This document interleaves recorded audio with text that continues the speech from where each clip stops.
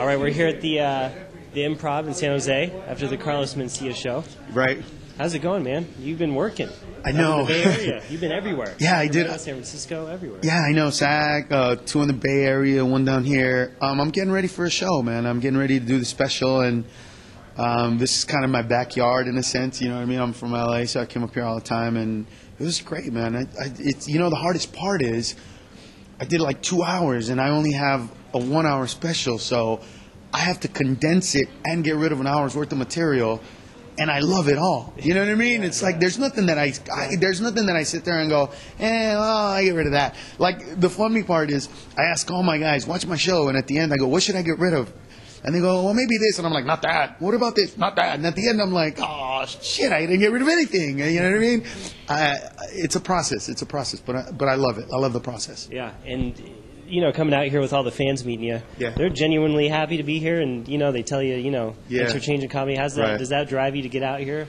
Is that part of the reason why you tour so much still? I mean, yeah, because like the first people in line, ironically, were a couple that came up to me and they're like, we just got here from a funeral, and we knew you were going to make us laugh, and even though we were at a funeral and we were sad, and you made us laugh tonight, and thank you for that. And I mean, those are the moments that really touch me and really make me understand that even though it's just comedy to some people, to others it's much more than that, and that there's a responsibility that I bear as somebody who has this talent, and that I should, do the most I can with it. So those are the moments that, really affect me and really touch me and make me understand that that's my job. It's my job to make people happy at the worst moments of their life if I can. And it's an amazing feeling. It really is. I mean, I can't even take it in sometimes, you know what I mean? I almost kind of go like, thank you, but I don't really let it soak in until later on. And, sometimes I don't know how much it affected me.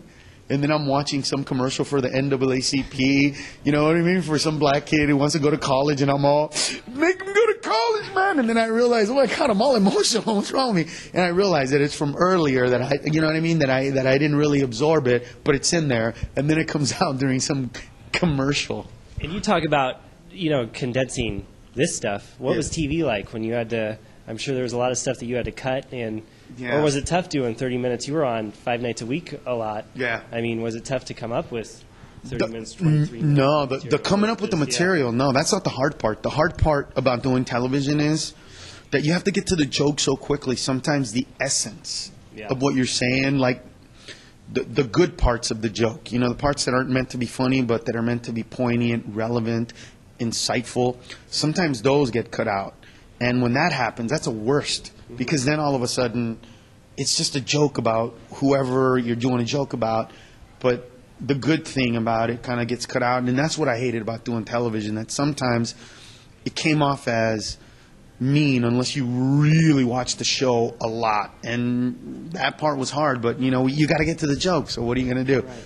And that's the thing, you're not mean though, you're kind of, because you make fun of everybody, you know what I mean? I think it's you're after everyone, so people every that say comedian, you're mean, it's kind of, but everybody makes fun of everybody, right. I mean, look, the difference between comics is my target audience is this, as far as who I make fun of, and other comics make fun of other people. But, like, okay, let me give you an example. If a black comedian went up on stage, right, with a ghetto accent and started talking about rednecks and did every single "you might be a redneck" joke, rednecks would be offended by that, saying, he doesn't know us, why is he talking like that? But because it's a redneck saying, you might be a redneck, it's accepted. And so you just have to do what you do and not worry about that, and do the best that you can and walk away from it. That's all you can ever do. And that's what I do. I love what I do. I work hard at it, but it's not hard work. And I move on. That's it. Done. Show's done. Said hi to everybody. Met it. Feel great. I'm done. Yeah. And so what's next for you? You're selling, what can they buy on carlosmencia.com? What do they need to go out and get right now with your face on it? God, I don't even know. I mean, here's the deal. You don't even have to buy anything, but if you go to facebook.com/Carlos Mencia, I'm putting up so much material because I'm, like, very creative again. I've been kind of taking it easy for the past couple of years, but I'm very creative, and most of that stuff's not going to end up in my act. And so there's a lot of stories that I just kind of make fun of and put it on, put it on Facebook and take a picture, put it on Facebook. So there's so much material that goes on there. I do a podcast. I do a weekend review. I mean, it's really crazy how much stuff goes out there. And so if you're a fan, go there. Not only will you know what I'm doing, but you'll be privy to a lot of material that I'm talking about right now. That's never going to end up on stage. And you have Twitter, I'm sure. Is there But Twitter's tough, man. Yeah, Twitter's tough. No, it's not that I don't like tweeting. It's that usually, here's what happens. Something happens, and I write it all out, and it's like 20 characters too long. Exactly. And then by the time I cut out those characters, the joke, again, is really mean. You know what I mean? And it's not exactly what I wanted to say.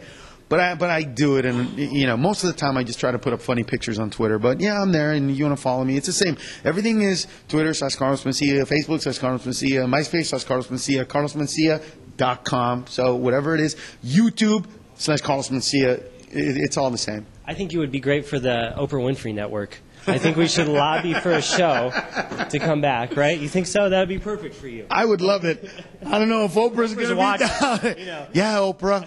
I'm perfect for your network. I'm kind and nice and ethnic, and I'm all about the book clubs. She's going to give me a show, and first show she's going to watch, she's going to be like, get the fuck off my network. So, Carlos, thanks. You did a huge show. You've been out here for an hour. I appreciate you coming, sitting down with us, and look for him on tour. Go check him out. Go check out his funny pictures and material. And thanks, man. Thank you, brother. Appreciate it.